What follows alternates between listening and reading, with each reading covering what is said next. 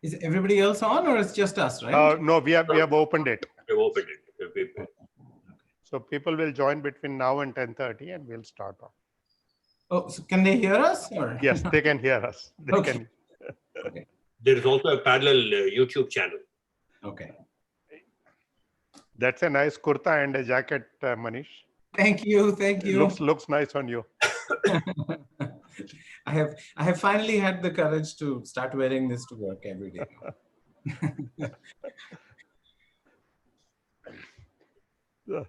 So how is Bangalore been now? I think it is much better than Bombay or Delhi, which would be the fair comparison. Yeah, we've been hearing a lot of sad stories from Bombay and Delhi. Yes, exactly. Yeah. It's 2 decades of underinvestment in Bombay for sure. Oh, without a question.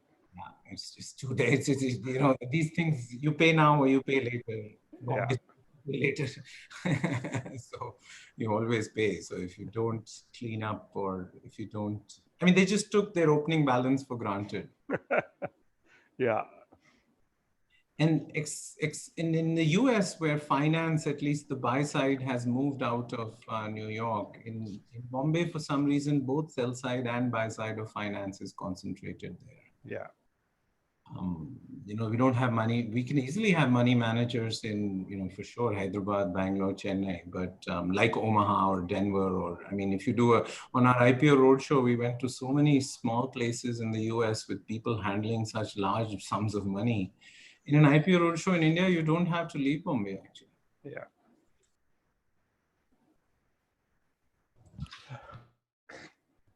That's true. How is the outlook for temping right now? Staffing? I mean, obviously it's as complicated as anything else, but I think people are now coming back. I think people are worried, actually. I mean, what's helping me is this stupid hysteria about migrants. Because people are worried ki aadmi nahi milega, you know, this will be it. Okay. I'm not sure that's true, but I think that unfortunately people have been cycling through that. Hey guys, can you hear me? Yes. Okay, there was a bit of a glitch on my laptop, so I shall. You shifted from laptop to phone, is it? Yeah, I had to. Something. I think my connection. Can you still hear me? Yeah. Okay. Vikram and Suhaim, I have put a spotlight on Manish's video. So is he the main one you see right now? Yes, for me, yes. Yeah, fine. Just wanted to make sure that it's a universal setting. And you can see 3 of us, Suhaim, Manish? Yes, I can on the side. Absolutely. Yeah. So it's 10:27. We'll start sharp at 10:30. Sounds great. Right? So, I guess. Yeah. We are particular to start on time. So we won't start early, won't start late. Okay, sounds great. Yeah. In the 320 sessions we have had, we have started late only 5 times. Wow, that helps. So you don't punish the people who show up on time. No, not at all. And people know that we will start on time, so they are always on time. Even in our physical meetings, our audience is packed by 6:30 or before in the evenings.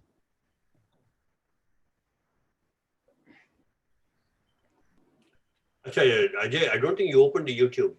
I have. It's not opening. There are already 20 people watching right now. Okay, how many minutes to go? I think 2 minutes to go. 2 minutes to go, yes.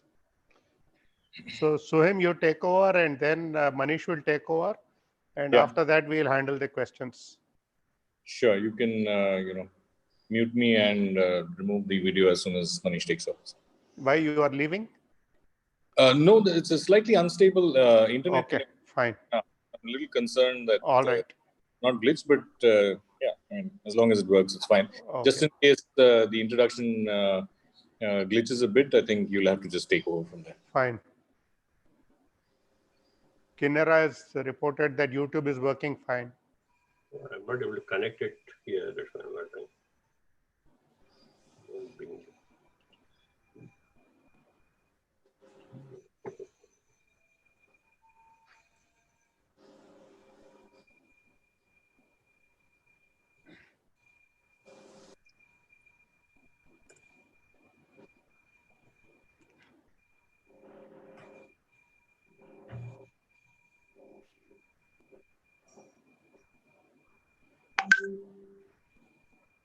Come, Sohem, all yours. Yeah. Guys, welcome to the Manthan with Manish Sabharwal. Personally has been a friend for more than 20 years now. And Manish Sabharwal is the co-founder of Teamly Services, a listed company which has about more than 2 lakh employees across 5,000 cities. The important thing to understand is it's probably bigger than Reliance and IBM and a lot of that. On a what he calls a stock and flow basis, they actually hire 2 lakh people every year, which means they move on to their respective employers. And that's pretty much humongous as far as India is concerned. He was responsible for implementing India's first vocational university and operates India's largest national PPP apprenticeship program. The company has hired 17 lakh employees over the last 15 years. That's a huge national contribution.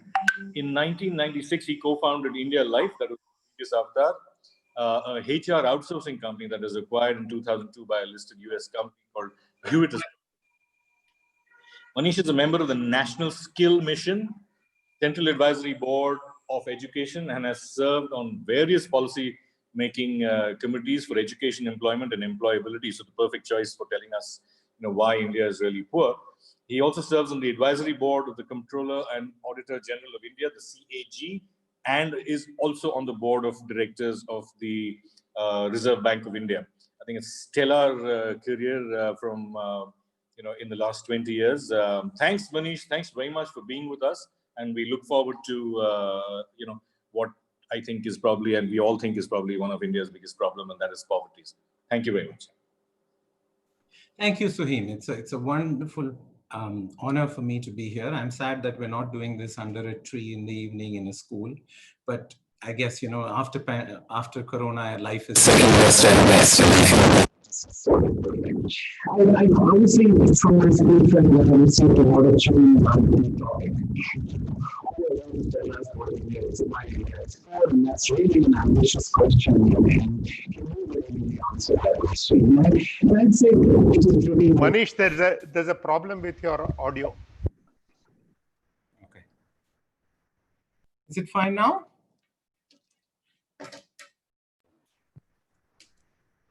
Yes, it's fine. Just tilt the screen in front of you, towards you. Is this much better? This is very good. Okay, perfect. Just tilt the screen a little bit. Yeah, that's good. Please go ahead. Okay. So basically why I chose the topic is there is a 20-year fascination for me for 2 reasons. One is when I landed for my MBA in August 1994, by September, I was asking myself, these Americans aren't smarter than us. Why are they richer than us? Clearly, I can beat them individually. But why does Joe Sixpack, who watches college football all day, make $50,000 a year? And why does Ram Bharose, who works 18 hours a day, make 50,000 rupees a year? And it became quite kind of clear to me that poverty was about productivity. And I'll cover that a lot. The second obsession with poverty comes from not who I am, but what I do. I work for a people supply chain company. We've hired somebody every 5 minutes for the last 15 years. But we have only hired 5% of the kids who came to us for a job. So I'm sort of at the agony and ecstasy of India's labor market, if you think about it. The ecstasy is obvious. I'm a child of low hiring standards. Kids getting a job with me today would not have got a job 5 years ago or 10 years ago. I had a telecom client shouting at me a few months ago that I have 200 sales positions. Why haven't you filled them up? I said, well, I'm doing it for all your competitors. Your hiring standards are too high. So he called me back in a few months and said, in a few days and said, okay, I need a pair of hands. I don't care if a brain comes attached. Now, obviously, that is a child of low-hanging standards. Economists might worry about the productivity impact, but from a policy perspective, kids are getting into the formal sector. So that's the ecstasy. But the agony wasn't as obvious to me till I started Team Lease. We had a job fair in Jaipur. 37,000 people showed up. I met 800 of them. I can guarantee if they were born in Delhi, Bombay, or Bangalore, they would have had a job. But they were born in Dausa, Barmer, Jhunjhunu, or Ajmer. So the two most important decisions a child in India makes are to choose your parents wisely and to choose your PIN code wisely. I obviously chose that. I would make the case to all of you who are logged in here that the only reason you're logged in is not because you worked hard, because you chose your parents and your PIN code wisely. Our opening balances have a much bigger impact on our closing balance than we think, at least from my vantage point. But what I'm going to try and cover today is an entrepreneur's perspective, but also looking at it inside out, because I now spend about 30% of my time on policy. So the coronavirus I will cover in some detail, but I would submit the weather of the moment is not as important. The Indian economy, the Indian MSME, the Indian beat cop, the Indian migrant has behaved exactly as you would expect them because of India's pre-existing conditions. But what the coronavirus does remind us is that per capita GDP matters more to citizens than GDP. Because on a total GDP, India has been impressive, right? I mean, we are now, we crossed UK in 2018, we crossed France in 2019, we'll probably cross Japan and Germany in the next 5 years, then there will be only two countries ahead of us, China and the US. I mean, but on a per capita basis, even though our per capita was equal to Korea in 1960 and equal to China as recent as 1996, we are 138 countries are ahead of us. Now, that divergence between total GDP and per capita GDP can be simplistic, saying, well, that's a math calculation. That's just population. And I would argue that's not true. So the question is why? Why is our per capita GDP, which is really I don't think it's a perfect approximation for poverty, but it is a useful approximation for poverty. Why is it low? And I think cultural explanations are actually absolutely useless. In fact, I think cultural explanations for poverty are at best the soft bigotry of low expectations, and at worst they are racism, right? Because between 1820 and 1950, India grew at 0.1%. Between 1950 and 1991, we grew at about 2.5%. But, and there was an economist who called that the Hindu rate of growth. But from 1991 till now, we have grown at 6 or 7%, and we didn't shoot all the Hindus, right? So clearly that was an incomplete explanation. There may be some truth to some parts of it.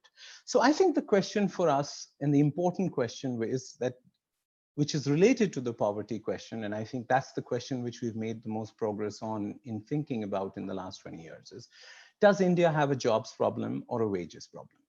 I think that may seem like a simplistic nuancing, but the answer to that question is very important, because if you think India has a jobs problem, you'll throw money from helicopters, you'll mandate a 3-day work week.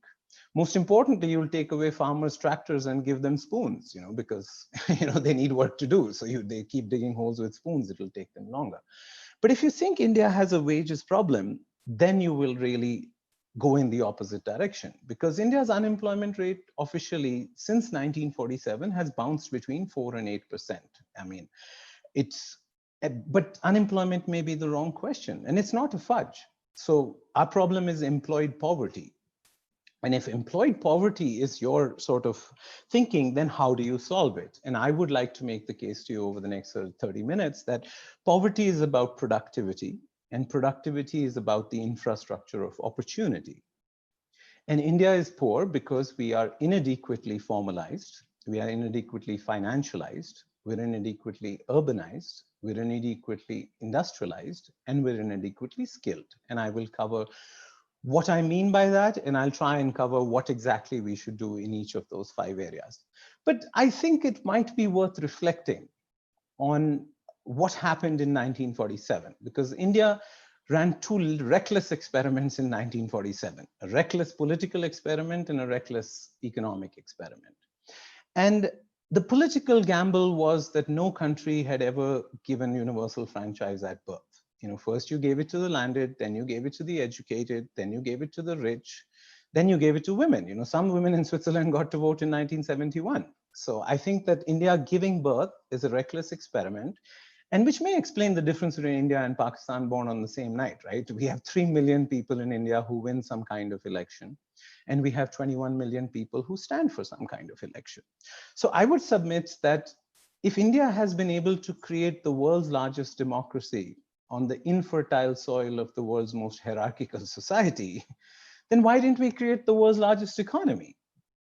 And that is the economic gamble which happened in 1955, which may be the Avadi Resolution, or 1956, which is the second five-year plan, where we basically kneecapped competition. We said the private sector was a disease to be eradicated. Capital markets had no pricing power or no indication on viability. We wanted the commanding heights of the economy. We created public sector monopolies. And essentially what we did was that we created a license Raj where our capital became handicapped without labor and our labor became handicapped without capital. And the symptoms of that are sort of our opening balance today. And so I would submit it took 72 years for India to cross the GDP of England, which has 66 million people, and 1.3 billion people took 72 years to do that, not because of any cultural reason, but because of an economic gamble which went wrong. Now, so much in India has gone right. We made a political gamble which has gone right, but the economic gamble went wrong, and we have been fixing that since 1991. There's obviously the gap between India's reality and our aspiration is not a lie. It is a disappointment. You know, as Samuel Huntington used to say, that, you know, it's a disappointment because India's aspirations were very high. So what does it mean when I say that India's labor was handicapped without capital and our capital was handicapped without labor? I essentially mean that we are inadequately formalized, financialized, urbanized, industrialized, and skilled. And let me explain each one of them. So if we think about formalization, India has 63 million enterprises. Only 12 million of them have an office. 12 million of them work from home. Only 12 million are registered for GST. Only 1 million pay social security. Only 19,500 companies in India have a paid up capital of more than 10 crores. So 63 million enterprises doesn't mean much if you only have 19,500 companies with more than 10 crores paid up capital. So the 63 million enterprises have lots of labor but no capital, and the 19,500 companies have lots of capital and no labor. And as an entrepreneur, I recognize that there are two kinds of companies you can create, a baby and a dwarf. Both are small, but the baby is going to grow and the dwarf is going to stay there. I don't mean this with any arrogance. My first company was a dwarf and my second company is a baby. You know, my first company had 50 crores in revenues in 5 years. My second company has 5,000 crores. So the point I'm trying to make is India is a nation of corporate dwarfs. And we have lots of small enterprises, and we don't need 63 million enterprises. The US economy is 8 times our size and it only has 22 million enterprises. So we have to reflect on this whole enterprise glut that we have without the productivity benefit. And for me, the productivity results in the wage premium. I look at labor markets through a wage premium. So if you don't have the productivity, you won't pay the wage premium. But if you don't pay the wage premium, you'll never be productive. So you're stuck in this low-level equilibrium for the last 72 years, where number of enterprises is very large, yet we have a lot of employed poverty. The next point of urbanization, you know, do you take jobs to people or people to jobs? It's a really interesting question. I think everybody wants to take jobs to people, but unfortunately, that's not how development works. I mean, in political imagination, we're always taking jobs to people. But job creation tends to cluster. I mean, we don't have a Chinese New Year in India, right, where 200 million people buy a train ticket and go home for that 4-day weekend in February. Why is that? On Chhat, Diwali, Eid, or Christmas. Why is that? Because we only have 52 cities with more than 1 million people. China has 375 cities with more than 1 million people. We have 6 lakh villages. 2 lakh of those villages have less than 200 people. We're not going to be able to take a job, or at least large-scale job creation, to villages with less than 200 people. So I think we have defined urbanization as shoving more people into Delhi, Bombay, Bangalore, Hyderabad, which may have had toxic consequences on our labor market. The other important one is financialization. You know, our credit to GDP ratio is 50%. It should be 100%. I think China's 300% credit to GDP is probably the wrong number.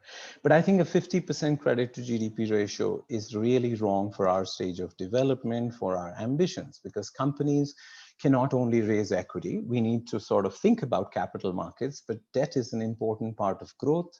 And companies with debt tend to be more productive than companies with no debt.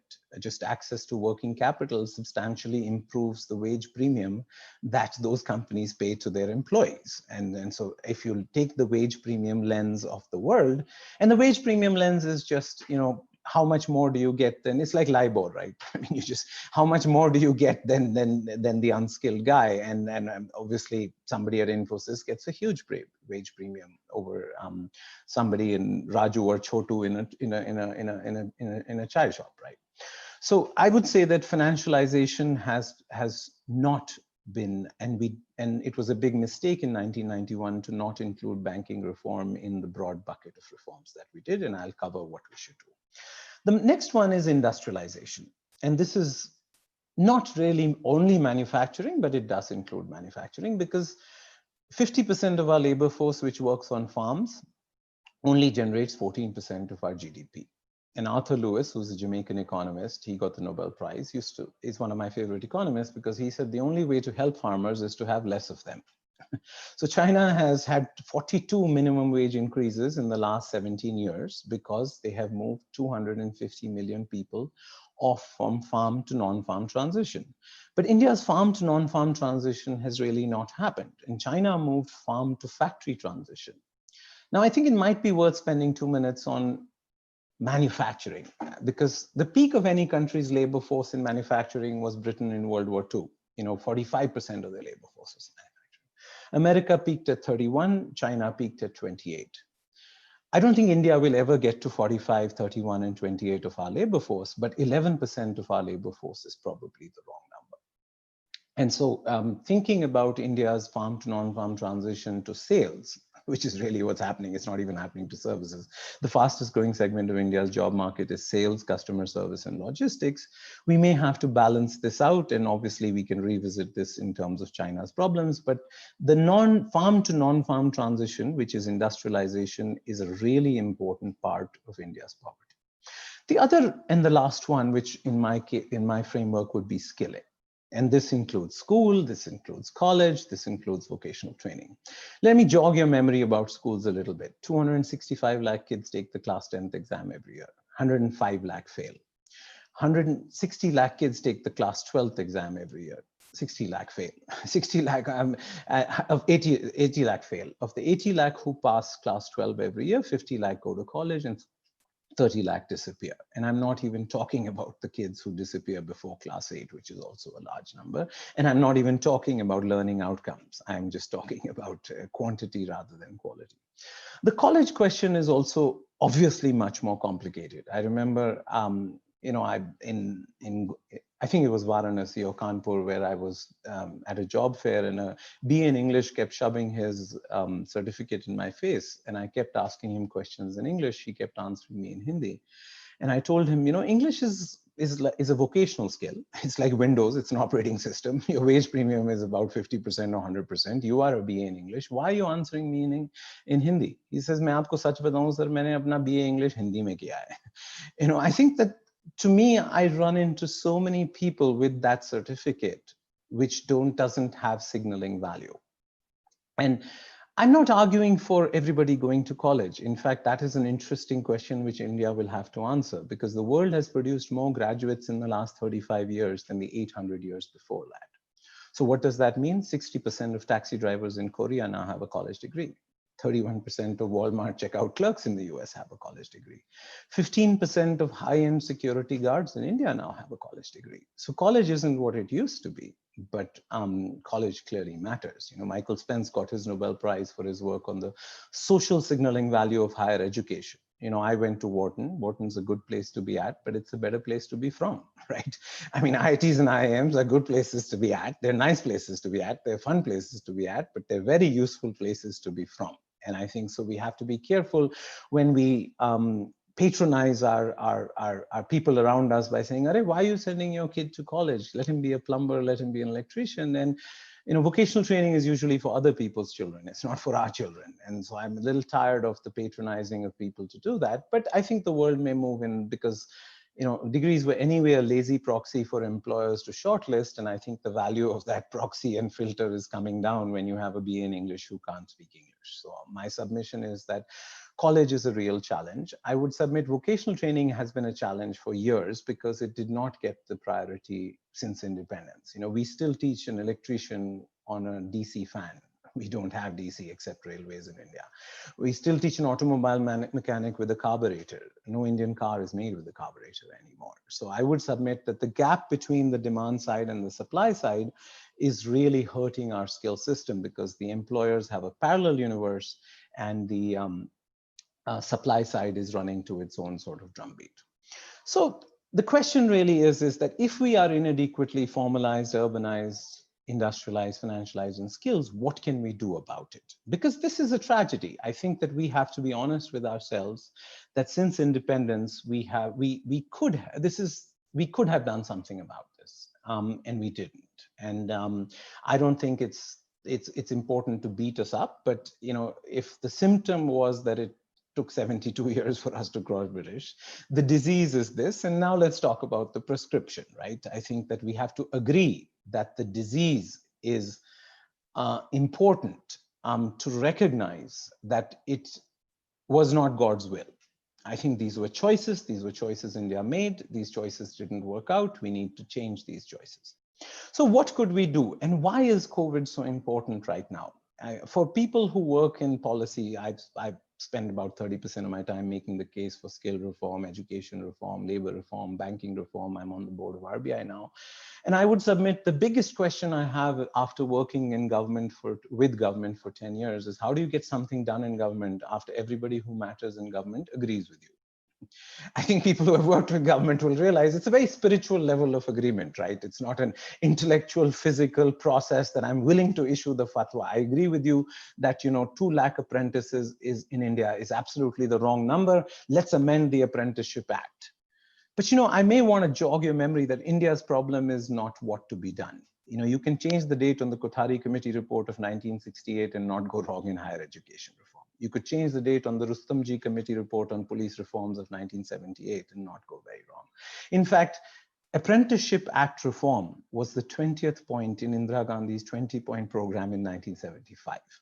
And still, we only have 5 lakh apprentices. Germany has 2.7% of its labor force in apprentices. If we had that number, we would have 15 million apprentices instead of 2 lakh apprentices. And I have not met anybody in the last 20 years who disagrees with me that learning by doing, learning while learning, the signaling value of an apprenticeship being higher than a classroom. But the challenge is, why do we still have 5 lakh apprentices? And I'm not cribbing here. I think that we are getting to the point where change is happening, but obviously we should have done it quicker. But why is COVID important?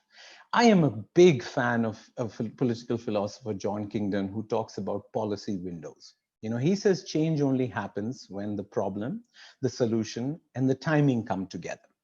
I think that the problems in India have been well known, the solutions have also been well known, and the timing is sort of difficult, and it's sort of like, when people ask me, when is TeamLease going to be 1 million employees? I said, well, I have a Calvin and Hobbes cartoon in my office where Calvin says the secret to success is being in the right place at the right time. Since you never know the right time, you find the right place and hang out, and he goes to sleep there. So essentially what we're doing in TeamLease is hanging out in the right place, the right time will come. I think that's what John Kingdon meant when he talked about policy windows, that you must find the right place and hang out, and at some point, people will change. And I think there is a racist quip about India that India doesn't change for a better option. She changes when you have no option. But that's true for all people all over the world. Most people don't give up smoking or lose weight till they have a heart attack. I mean, that's just, we are unable to change our organizations very often, even though we know what to do. So I would submit that this COVID policy window is a really important timing for India. The 1991 reforms were revolutionary, but were running out of steam if you didn't do the difficult second generation reforms. And what are these difficult second generation reforms? To me, the most important one, well, actually, they're all important, but informalization, ease of doing business reform. Our rankings have risen quite a bit, yet I would submit our daily lives, at least for most of us entrepreneurs, I have 150 guys in regulatory affairs whose full-time job is taking care of the regulatory cholesterol. I had 392 inspections last year. Why? Because the employer compliance universe in India is 57,000 compliances a year, 3,100 filings, and this changes 8 times a day. Now, every time I tell this to people at Niti Aayog who champion EODB, they say you're making this number up. So we've actually put out a public website where we update it 8 times a day. Everybody's welcome to go and see it. It's called teamleadscompliance.com. And all we do there, it's not our website, it's just updated where the 8 changes every day get updated. Now, how do you expect an MSME or a small entrepreneur to handle this? And most importantly, out of the 57,000 compliances, 8,000 of them prescribe jail. And not only jail, in India, you get 5 years for disrobing a woman. You also get 5 years for some compliances defaults. I mean, that just is an unfair equivalence, right? So we need a massive rationalization of this regulatory cholesterol. We need a massive decriminalization of this regulatory cholesterol. And we need a massive digitization of this regulatory cholesterol. We should not be asking people to submit paper anymore, because that paper submission creates all kinds of problems for big data. You can't cross-reference if somebody's paying ESI, why isn't he paying PF? So I would submit that the ease of doing business reform, which makes life for small entrepreneurs, and I think one of the symptoms of this was shown up in the COVID responses. Everybody assumes that most corporate India is like Infosys, HDFC, or Tata's. Most companies are not like them. They are MSMEs, we are rivers, we are not ponds. Shareholders don't pay salaries, customers do. And so the notion that when you make a law for corporate India, it's about Reliance, HDFC, Tata's, or Infosys is really choking our small entrepreneurs. So rationalization, decriminalization, and digitization of our regulatory cholesterol is absolutely the only way we will reach our aspirations. Next, let's talk about education reform, because I think in higher education, UGC confuses university buildings with building universities. The regulatory regime is completely input driven, it's hardware obsessed, and our learning outcomes are not there. So I think we need to obviously think about substituting universities. But I think there's something broader going on in the world of education, which I think is worth thinking about. In a world where Google knows everything, knowing is useless. Curiosity matters more than intelligence, soft skills matter more than hard skills. And it's important to recognize that our school system, and 45% of our kids are in government schools. I think, first of all, that's numerically embarrassing, because only 7% of Japanese are in private schools. Only 14% of Americans are in private schools. And there's absolutely nothing wrong with private schools. I went to one, and I'm very proud to be associated with many of them. But many people can't afford private schools. So we need to fix government schools, because you can't teach somebody in 3 months or 3 years what they should have learned in 12 years. So, and we have to stop believing we will fix government schools by throwing more money at the problem. In the last 20 years, government school reform has involved teacher salaries, teacher qualifications, and smaller class sizes. And it has not improved learning outcomes, because we left out the 2 political economy controversial questions in government schools of performance management and governance. If you don't have a fear of falling and a hope of rising as a teacher, you cannot fix schools. If you don't depoliticize school governance, then you will not be able to fix government schools. So I think in education reform, fixing government schools is a really, really important agenda. We have almost given up on government schools. And I shudder to think what would have happened if private schools had not taken the slack that government schools left. But we make life miserable for private schools. I mean, we don't even apply RTE to government schools. Why if you believe RTE is a good idea, why wouldn't it apply to everybody? So I think that there's an adverse selection among education entrepreneurs very often in education, because you have to be a criminal or a landlord or a politician to be an education entrepreneur. We need to reduce the regulatory arbitrage and government interference for private schools, and we desperately need to focus government energies not on screwing private schools, but on fixing public ones.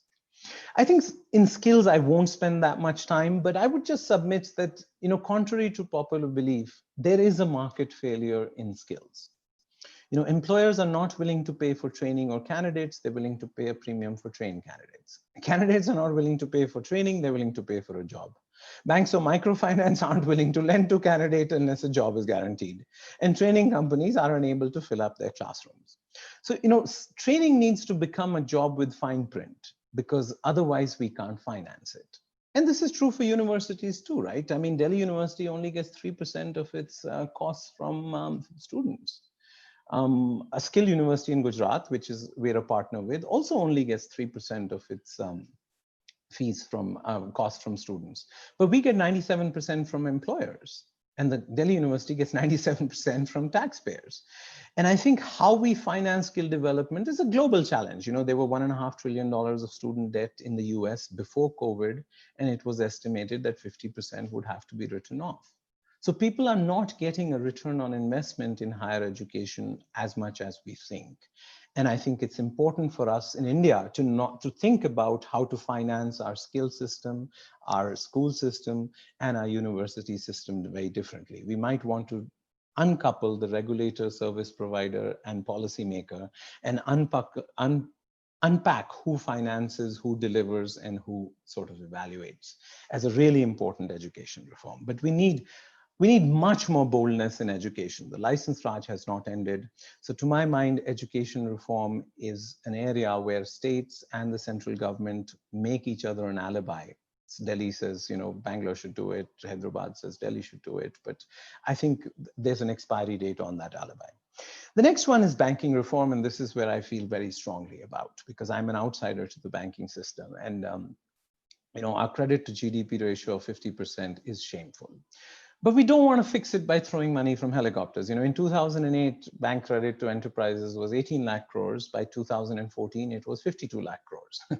Now, in 6 years, we obviously were above the speed limit, because that led to 14 lakh crores in bad loans. So I would submit throwing from money, banks have lending power. They don't have spending power. But even today, even last night, banks lent to RBI in the reverse repo 8.5 lakh crores.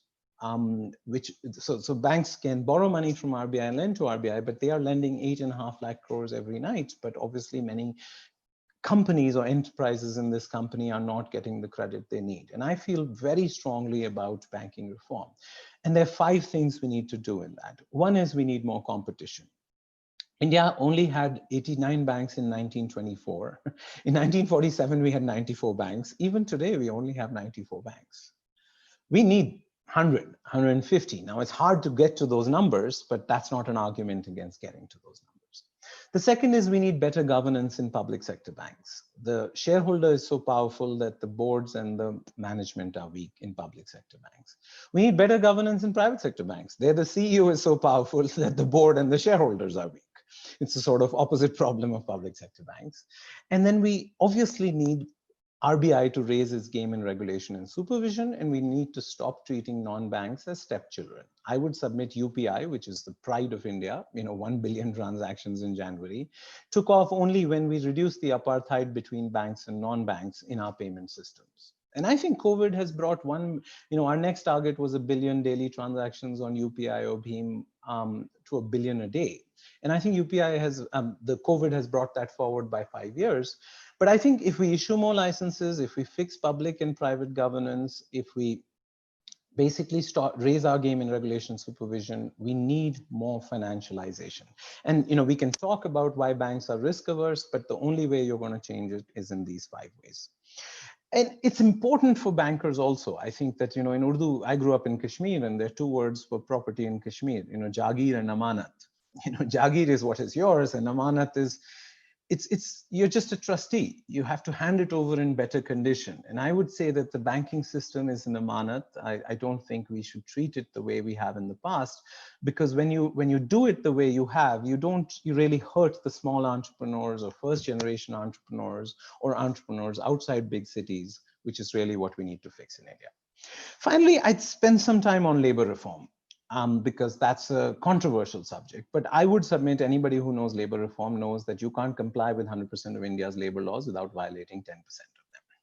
It's just a reality. I mean, there are 25,000 different laws. There are 17 definitions of wages. There are 22 definitions of workers. There are 19 definitions of enterprises.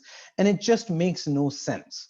And so, but some people have recently taken labor law reform to mean no labor laws. Now, I would submit Paracelsus, he was a Renaissance physician. He used to say, the dose makes the poison.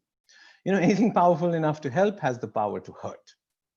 And our labor laws actually are hurting us more than they are helping us. And they are not helping the informal sector. I mean, even if anything, COVID has demonstrated that 90% of Indian labor force does not have any protection, does not have social security, and 10% is an elite who uses the government to sort of violate the contract between employers and employees. So I would submit labor reform is an unfinished agenda. And when I talked about ease of doing business, 57,000 compliances for Indian employers, 26,000 of them are related to labor.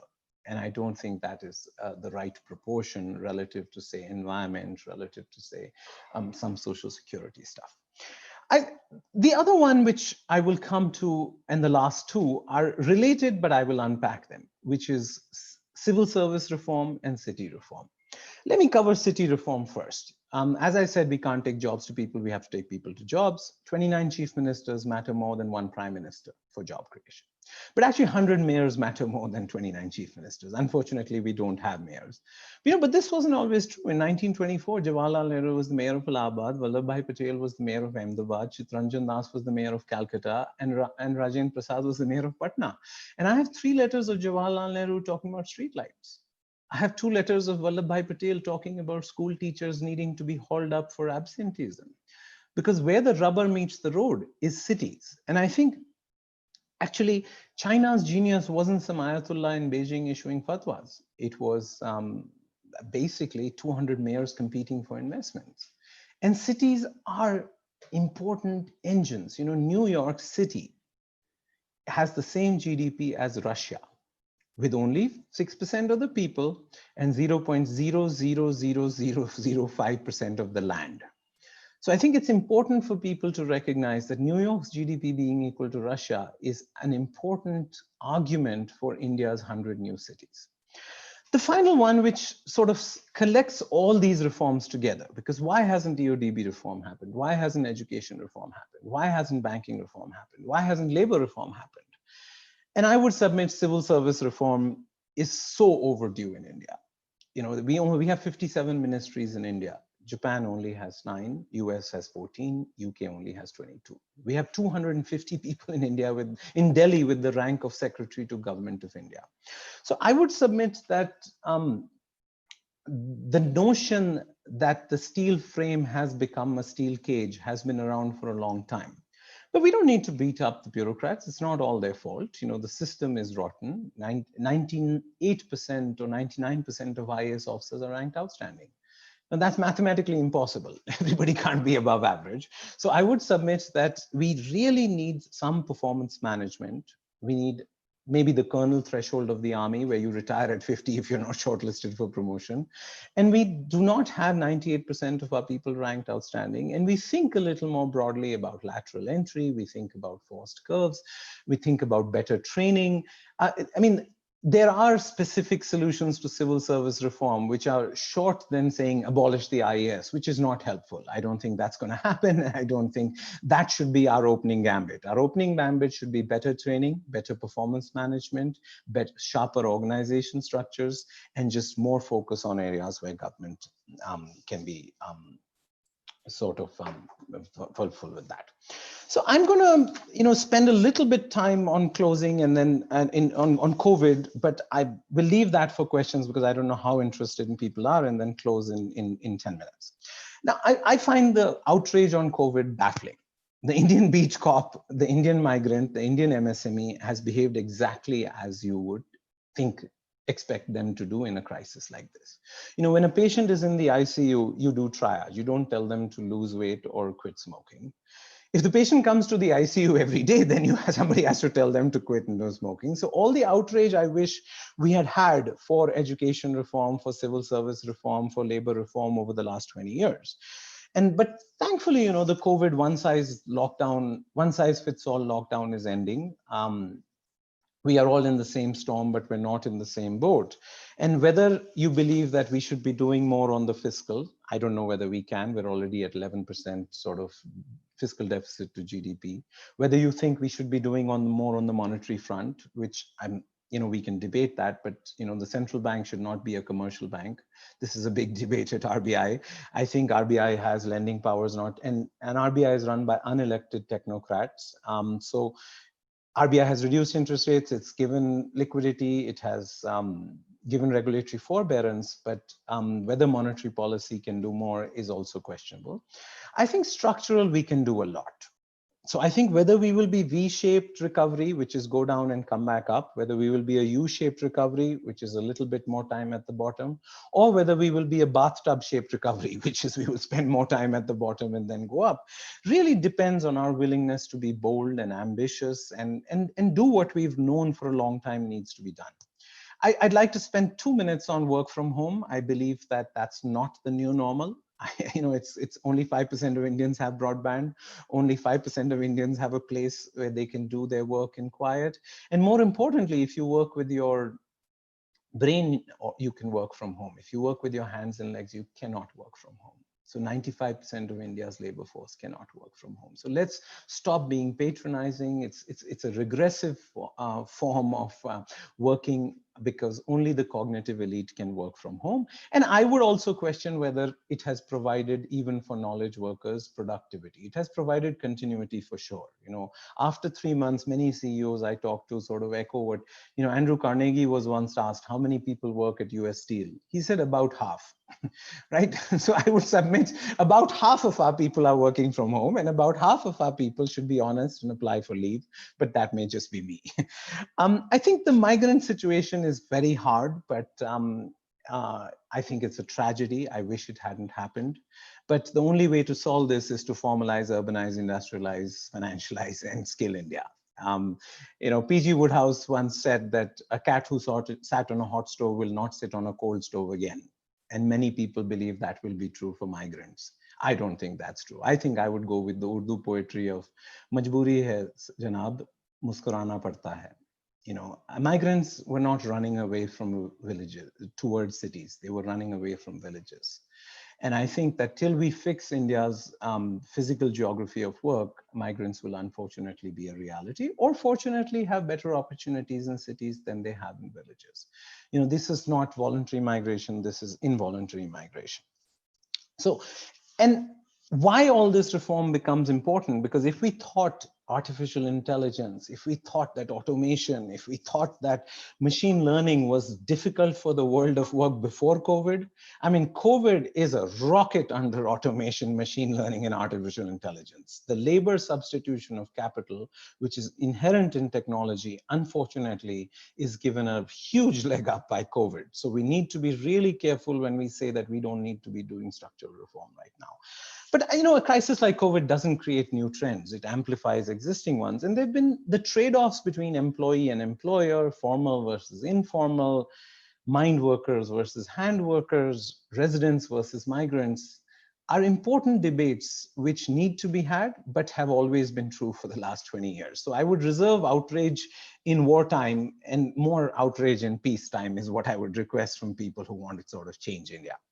So, in closing, I landed in 1994, as I told you, in the US. And there was a front page article on the Wall Street Journal which said that India is more interesting than important.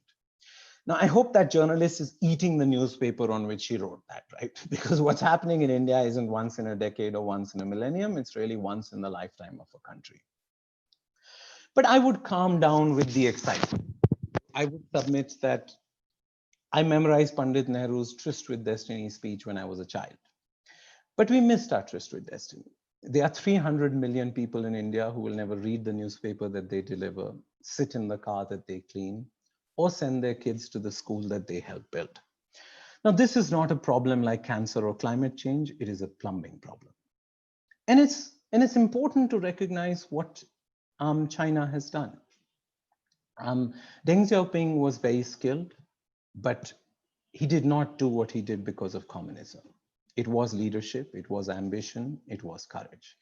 And I remember in our IPO roadshow 3 years ago, there was a particularly difficult investor beating me up saying, right now, the Indian economy is the same size that the Chinese economy was 10 years ago.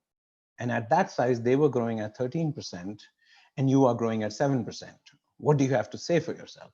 I said, so there we quantified it. 6% is the fixed cost of democracy. I was being glib. That's not true. I think India will be consistently warm rather than hot or cold. Maybe those are the fixed costs of democracy. But I think we made the down payment on those fixed costs of democracy. And I think it's time for all of us. I don't particularly like Karl Marx, but one quote of his, which I use a lot, is he used to say, philosophers have described the world in thousands of ways. The point, however, is to change it. And I think I started this sort of talk off by saying that the two most important decisions in India are choosing your parents and your PIN code wisely.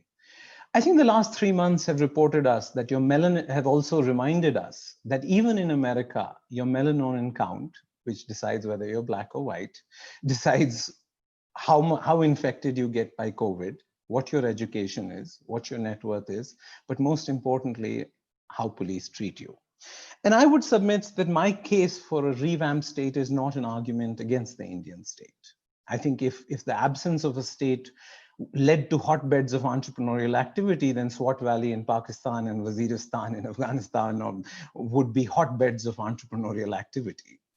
What the Indian state needs to do is to do less so it can do more. We need to do more in infrastructure. We need to do more in law and order. We need to do more in healthcare. And of course, we need to do more in education. But if I would submit that, Dumbledore tells Harry Potter in Chamber of Secrets, it is our choices more than our abilities that reveal what we really are. I would submit that India has made a new tryst with destiny, and I'm quite optimistic because one of the choices India is making is we recognize that wages matter more than jobs. Our problem is not unemployment, it is productivity. Because I have always believed that equality of opportunity depends on the infrastructure of opportunity. And the infrastructure of opportunity is not roads, power, and telecom. It is that, of course. But it is the 3 E's of education, employment, and employability. So it's been an honor talking with you today. May a soft heart go with our tough minds and thoughtful choices as India puts poverty in the museum that it belongs. So good luck and Godspeed. Thank you. Thank you, Manish. I really was wondering when we started whether anyone could discover why India was poor in 40 minutes. But I think that the last 40 minutes has been very engaging, and you have really covered a wide range of topics and provide insights into what needs to be done. I mean, and we thank you for that. That's a brilliant piece in the last 40 minutes. Before I make it open for the Q&A, I just want to make 2 announcements. On 14 June, we have Kranti Sharan. He will speak to us on karma and justice. And he'll explore karma and interaction with justice. That promises to be a very different and very interesting discussion. On 29th of June, we have Deepa Sinha. She will speak to us on food, the growing crisis in India. She has done a PhD from JNU, and she has done very good work on the right to food. And she will speak to us on the 29th. Yes, there are, I can say, almost about 70 questions here. So we will take what we can in the time available. Ajay, you start first. Unmute. Manish, this was absolutely fascinating. What a wonderful talk you gave. Thanks a ton for this. I'll pick up one question. He asks, is the Indian model of democracy something that we should relook? Democracy model will not work in India, he says. Politicians is the major beneficiary of this model. Neither socialism has failed in the country. What is your viewpoint on this? Well, I don't think so. I think that you should decide if you want to live in China. I think the question is, would you rather be born poor in China or being poor in India? I think the answer today would be, if you were poor, you would prefer to be born in China. But drunk driving is not an argument against cars. In case we do something wrong, we don't ban cars on the road, we fix the country. And I think that democracy is a really important accomplishment for India. I think it was some people, and I would agree with them, would say that it's a precursor to our economic success being sustainable. I think China does challenge this model, but as Zhao Enlai in 1972 was asked by Henry Kissinger and said about, what do you think is the impact of the French Revolution of 1789? And he said, it's too early to say. Right. So I would submit that, for us to idealize China, I think we have a lot to learn from China, but I don't think the Indian democracy system is a failure. I think some parts of it are broken. And I think that it is up to all of us to heal it.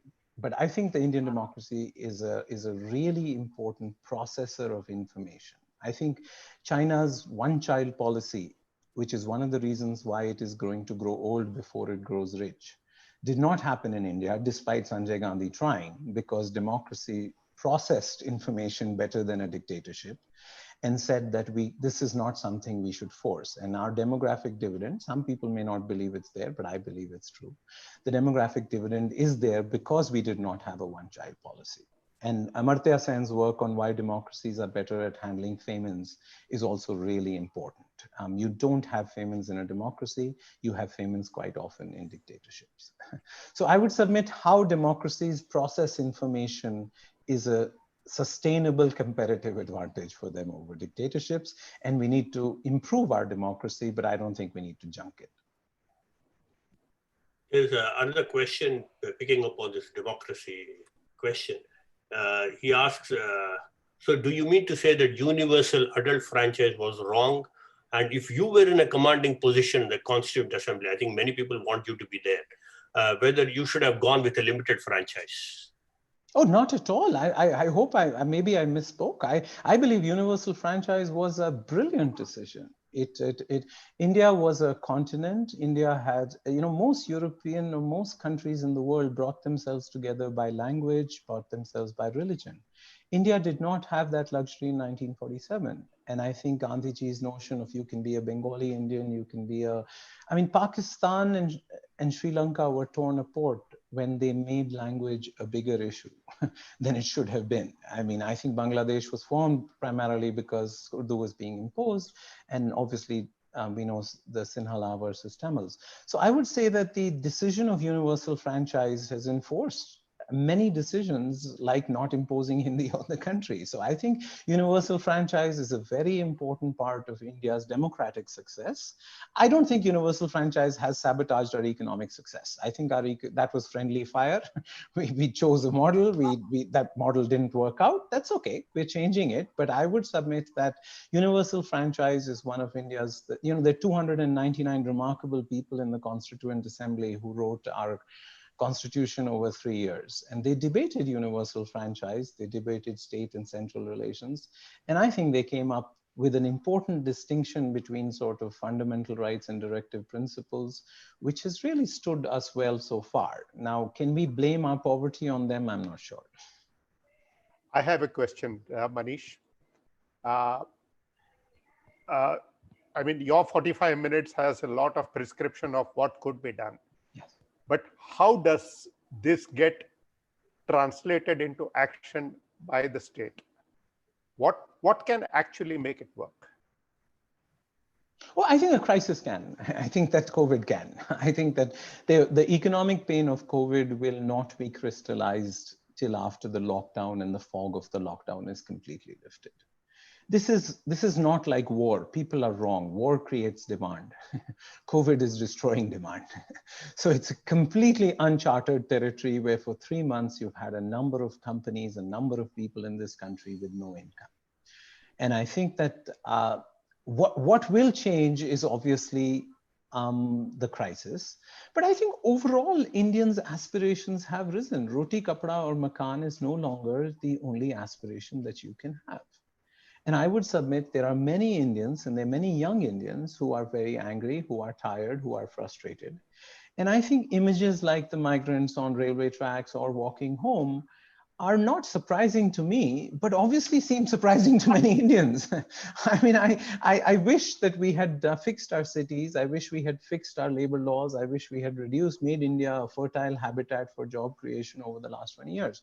So I think the outrage combined with the crisis, combined with an increasing recognition that politicians can manipulate emotions at some point, but increasingly the issues that matter to voters are daily life issues. And you know, I'm not a psephologist, but you at least most psephologists seem to suggest that how people are voting is changing, and that is what finally, you know, it's like the stock market, right? In the short term, the stock market is like a voting machine, but in the long run, it's a weighing machine. And I would submit democracy is a weighing machine. So I think that the incentives of politicians are changing. COVID as a crisis will change, and then the anger of people will change. Yeah, a question here on the labor laws. You said that some of the laws are absurd. I don't know whether you use that word, but the question says that. So why not use a concept like zero-based budgeting? Remove all laws and then rewrite based on what is needed today. Oh, because, you know, as Avinash Dikshit, who's my favorite professor at Princeton, reminds me, life is second best at best.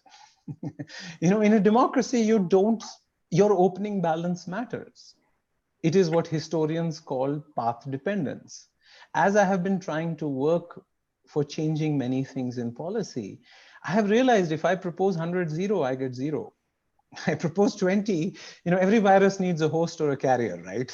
So I think whether you should have gradualism, whether you should have incrementalism, whether you should have Big Bang reform, Big Bang reform in something like labor, where there are genuinely contested views about how money grubbing capitalists will exploit labor, and there will be some money grubbing capitalists who will exploit labor. So I would submit that if we propose zero-based budgeting in labor law, we will get 0. If we propose to separate labor law into two debates, one on plumbing and one on philosophy. Let's get plumbing first. You know, Provident Fund is the world's most expensive government securities mutual fund. It charges 420 basis points for managing a government securities mutual fund. Most SBI government security mutual funds charge 25 basis points. So give me a choice to pay to EPFO or SBI. ESI is the world's most expensive health insurance program. It has a claims ratio of 45%.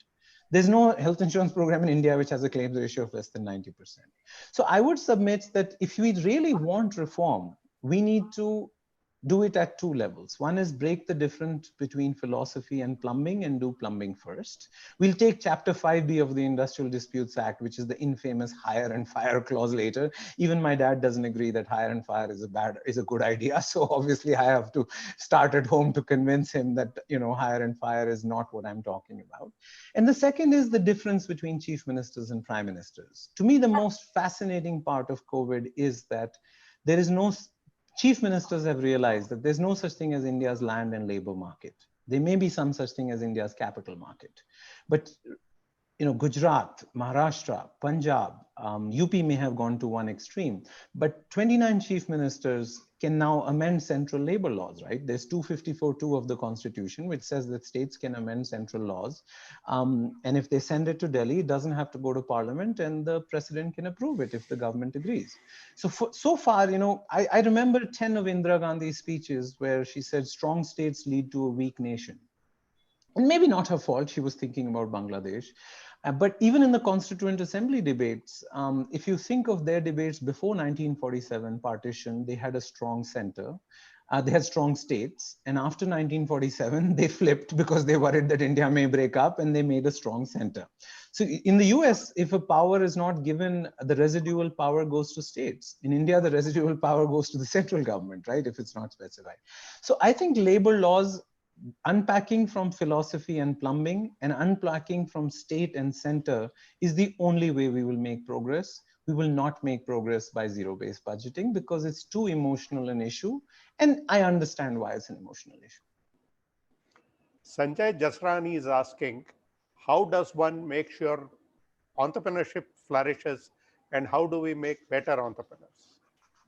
I think we just make India a fertile habitat for entrepreneurship. I don't think the role of the government is to set things on fire. I think it is to create the conditions for spontaneous combustion.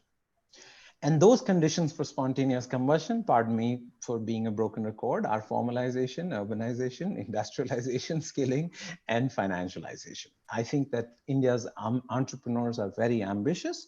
The only submission I would make is that our role models are really important. You know, Maya Angelou used to say, she was an American poet, she says, the universe isn't made of atoms, it's made of stories. You know, for me, the role models in Bangalore have always been Nandan at Infosys or Kiran at Biocon or Azim Premji at Wipro. Whenever I go to visit my parents in Kanpur, you know, every kid who hears I'm there comes up with an opportunity to invest in and says, but let me take you to meet the minister. Let me take you to meet the MLA. You know, their role models are Ponti Chadda or Subroto Rai Sahara or Dinesh Trivedi, whose key capability is regulatory arbitrage. And so I would submit that the way we can have better entrepreneurs is to have obviously a more fertile habitat, which is what my talk covered, but also to have better role models. And I think India now has very substantial, inspiring role models in entrepreneurship, and that impact will show up over the next 10 or 20 years, and is already showing up in things like Flipkart or Ola or so many other businesses which are not built on regulatory arbitrage and which hire senior people, and where, you know, the entrepreneur is not an Ayatollah who's issuing fatwas, but it is a team aligning themselves to compete in the marketplace. So I think that obviously the most important part will be to set Indian entrepreneurs free. And the second part of having better role models already is happening. It's for sure it's happening in Bangalore. I mean, great world-class entrepreneurial advice in Bangalore is only one traffic jam away, right? Yeah, there's a question here from my friend. With the increasing acceptance of work from home as a practice for knowledge workers, do you see possibility of very experienced but retired knowledge workers rejoining the job market and giving a tough competition to the pricey young knowledge workers? Oh, absolutely. My statement against work from home is that it is exclusive, or it is not inclusive to the whole labor force.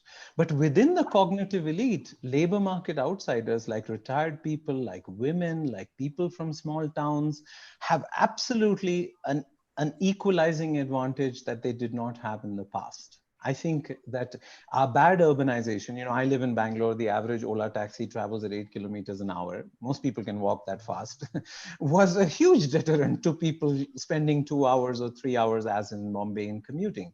So I think absolutely the cognitive elite, whether they were retired, whether they are women, whether they are scheduled caste or scheduled tribe, which are underrepresented, whether they are people from small towns, are suddenly equalized with the entitled urban male who was always at the front of the line. So yes, and I know many companies who are using this work from home opportunity to actually draft some of their alumni back into the system to provide calmness, if not perspective. So Ajay, you're not retiring, don't worry. Shanta Sinha is asking, why is that there is never any elite pressure on universalization of education and healthcare? Oh, there's a lot of elite pressure, sir. I mean, there was one of the most interesting parts in the Constituent Assembly debates for me was the difference between directive principles and fundamental rights. And it was very actively debated on whether education should be made a fundamental right or it should be made a directive principle. And I think they wisely chose to put it in the directive principles because there's no point in giving a right which is not justiciable and not deliverable. And I would submit that the Right to Education Act, which shifted it from there to a fundamental right, has not delivered universality of education. You know, I think the Indian state is not low on intentions. It is low on execution. It is low on or resources. I mean, see, three of us are struggling with the birth defects. The public sector has an execution deficit. The private sector has a trust deficit, and non-for-profits have a scale deficit. So I would submit, let's forget about legislatively universalizing healthcare or education and focus on the plumbing of education. You know, how do we do better teacher performance management?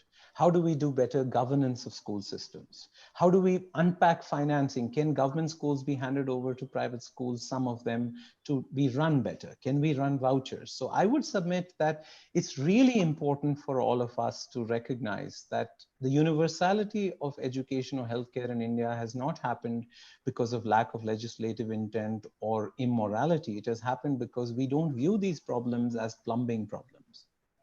Reform is not the solving of a sum, it is the painting of a picture, I agree. But at some point, somebody's got to solve a sum. Do you think that, another question here, what's your opinion on Gandhi's call of going back to the villages, developing local markets that are less resource intensive, more effective, more bang for the buck, more productive, maybe? What do you think? I think Gandhiji would have changed his mind. He was very open, when he came. There's so many examples of his changing his mind on so many things. And I would submit that, 50% of India being self-employed, which is what it is today, is not a feature, it's a bug. There was an idiot Russian economist in the 1920s called Chayanov. He convinced Nehru that small farms are viable because of self-exploitation. You don't have to pay yourself a salary, you don't have to pay your wife a salary, you don't have to pay your kids a salary, and you don't have to charge rent. Most self-employment in India is self-exploitation. In fact, I would submit one of the reasons we hear so much noise about labor markets now, because not much has changed in the last 5-10 years, was because the traditional shock absorbers of India's labor market, which were farm employment and self-employment, are no longer acceptable to our kids. They have realized that farm employment and self-employment is mostly self-exploitation. So I think Gandhiji at that time had not seen what could be accomplished with technology. I mean, the eye cannot see what the mind does not know. It's not his fault. If he existed now, I think he would have changed his mind. I think that, poverty is about productivity. It's really, no man is an island, no person is an island. It's very hard to be productive alone. One point you made, Manish, was about the ability of the state to execute what's in law, the legislation. That Yes. is the issue of state capacity. Yes. Do you think state capacity can actually be increased substantially to implement all these things that we have legislated? Or do you think the state should aim to do fewer things but do them better? Oh, it has to do both. My favorite line in the Bhagavad Gita is, what stands between us and our greatest goals are easier paths to lesser goals. I think, for a long time, jobs were easier than wages. And so the Indian government said, we're trying to give you jobs, but not into wages. So I think state capacity is absolutely been shown. The beat cop with the lathi, who does not have training, who is overworked, who is underpaid, and is basically, his capacity is not his capacity. It is the capacity of the structure of the police. It is the capacity of the investment in the police. So I would submit that state capacity is really important in core areas like law and order, like education, like healthcare, like infrastructure. But that has to be combined with a withdrawal of the state from areas that it's not going to be good at ever. That doesn't mean it withdraws from regulation, but it means unpacking your role as regulator, as policymaker, and as service provider. I think what we have been confused, telecom took off when BSNL and DOT stopped viewing itself as a service provider and regulator, when we took away regulation and supervision. So I think state capacity desperately needs improvement. We have 20 million civil servants in this country. There are only 4,800 IAS officers in this country. It's not fair to beat them up. Our experience is usually not, when we're talking about civil service reform, we're talking about 20 million civil servants. Of course, the IAS can heal itself a little bit, but clearly it's 20 million people. So I would say state capacity for 20 million people, and creating more space for private entrepreneurship in areas where execution matters much more. The private sector is good at execution. It's good when there are single objectives, when there are finite time frames. In the state, see, the state has infinite time frames and contradictory objectives. So that is always a complicated place to be. So yes, state capacity and withdrawal are both going to feed off each other to make India better. There's one question here saying that we are poor because our data quality is poor, and we don't collect enough data, and we don't have enough metrics, and because we don't have enough metrics to gauge where we are, our fixing the problems also becomes of low quality. Don't you think that is that's where we should start from? No, I think we need a lot more data, but breaking the thermometer is usually not a solution to the fever. I don't think the mathification of economics has helped economics. I mean, economics is substantially more mathified than it used to be 20 years ago, but I think economics would be better served by going to its root of political economy. I really submit that reform is not the solving of a sum, it is the painting of a picture. Building consensus, making the trade-offs, making your policies inclusive, communicating those policies, selling those policies, putting in the plumbing for execution of these policies. The transmission losses between how the law is written, interpreted, practiced, and enforced is not because of lack of data. It is because we campaign in poetry, but we govern in prose, is what Mario Cuomo once said. So my submission is that we have got our poetry right, but we've got our prose wrong. And prose is the daily experience of our citizens. Prose is the daily experience of our kids in school. Prose is the daily experience of MSME entrepreneurs, or even big entrepreneurs like me who had more than one inspection every day for the last 10 years. So I think data is an important part of the solution, but I would worry about the mathification of economics, which led to the global financial crisis, or the mathification of finance even, right? Finance is finally about risk management. I mean, so I can spend a lot of time on this, is reform art versus science? Do we need to be more evidence-based? I mean, even Abhijit Banerjee and Esther Duflo, whom I respect substantially for their work on randomized controlled trials, would agree with the limitations of the mathifications of economics. One question is about the Delhi model of educational reform. And does that, could that become a model for the country to follow? And if so, would it leave some space open for private sector to work there? Absolutely. I think that, but I would submit against a model of reform. We need a lot of biodiversity. We need a number of statistically independent, genetically diverse tries in school education. Because what Delhi has been able to do with huge amount of resources is not available to a school in Jharkhand or in Lohardaga or in Balasore in Odisha. I would submit the opening balance of the parents in Delhi. And there are all kinds of things. School is probably the most multivariate environment we ever have. Choosing your parents, choosing your PIN code is as important for school reform as it is for. So I think Delhi has made good progress on schools. I think government schools are a very important thing to fix. But I don't think there is one model that fits all. But absolutely, I think that if you can't do performance management in government, if you can't fix your governance, then you're better off doing it with people in the private sector when you have a neck to catch and a throat to choke. The biggest difference between me and my colleagues in the government is even if they hate somebody, they can't throw him out. Even if they think the tender is going to an L1 Dhobi Nai for a computer, they can't say no to that. So I would say, please don't underestimate the problems that our fellow citizens who work in government have, but let's also make them realize that they're not going to be able to fix schools. The private sector has done a better job at learning outcomes, but the question is who pays for it? So can the government pay with private sector accountability and governance? It's a complicated thing, but I think it can be done. So yes, it'll create more space for the private sector across the country. That's true. But there's a question here which says that you mentioned that it appears that there's a compliance overburden on entrepreneurship in India, and some 37,000 compliances or some number like that. Do you think that is killing entrepreneurship, one? And two, if you have to remove some compliances on top of your head, what are 4 or 5 you can think of? Well, it's not 37,000, it's 57,000. And Sorry. 8,000 of them prescribed jail. And there are 3,100 filings. So absolutely, it is hurting formal entrepreneurship. I can't say it's hurting entrepreneurship because we have 63 million enterprises in India.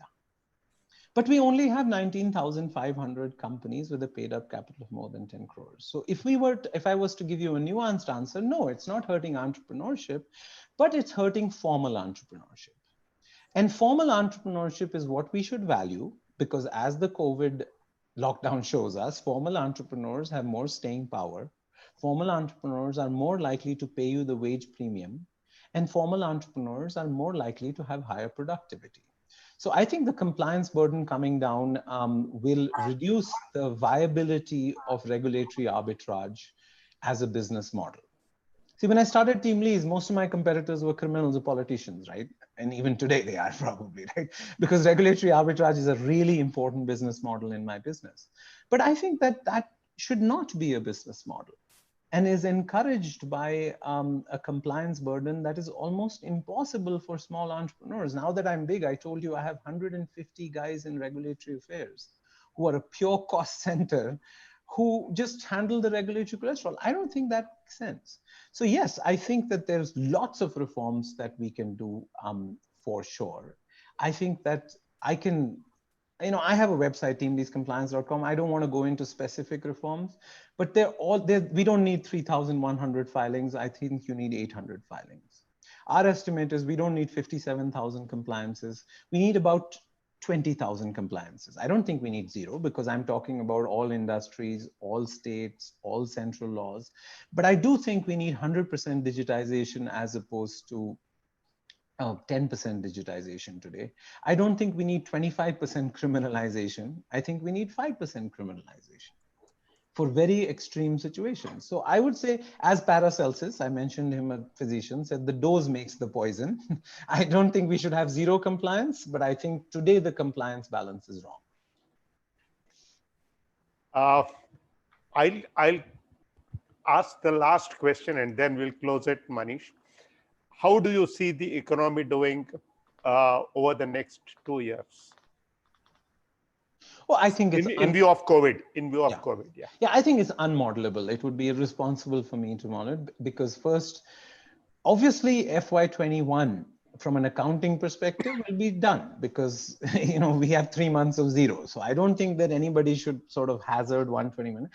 And I'm very upset with people who are making these announcements of 170 million people are unemployed in April, because that's like saying 75% of India is unemployed on Sunday afternoon. Your office is closed.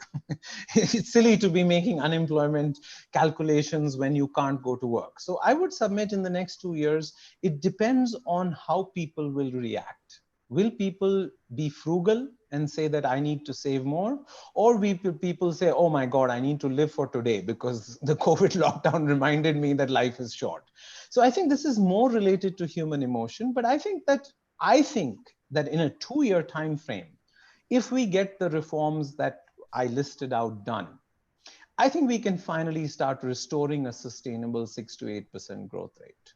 There will be some revenge consumption in the short run, but we should not count on revenge consumption as our salvation. We shouldn't count on fiscal reform or fiscal deficit as our salvation. We shouldn't count on monetary policy. We should count on structural reform.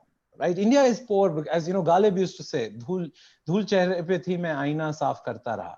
Right? There was dust on my face and I kept clearing the mirror. I think the COVID has held up a wonderful mirror to us and reminded us on the dust on our face. And hopefully it will also create the political window where problem, solution, and timing have come together. Thank you so very much, Manish. This was a fascinating and enlightening 1.5 hours with you. Cannot thank you enough for what all you have done in these few minutes. 1.5 hours. Thank you, sir. The only thing I would say is that as the economy opens up and it's possible for us to do events under the tree, we'll reach out to you once again and hope you will accept and come over. It would be an honor, sir. Wonderful, very wonderful. Thank you, sir. Ladies and gentlemen, thank you so very much for being around. See you next Sunday for a philosopher talking to us on karma and justice. Thank you very much. Thank you. Thank you, Manish.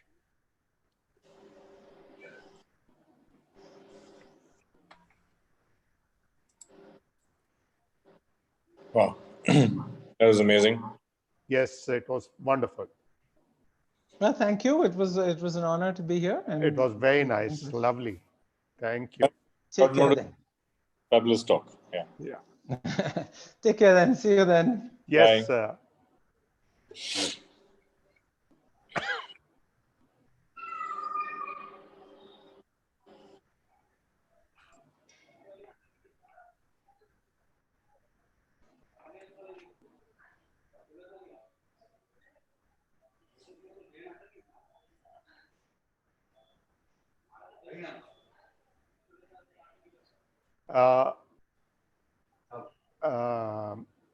Mir Hussain has not yet come back, but we'll probably have him on the 20th evening on Sair Ludhianvi.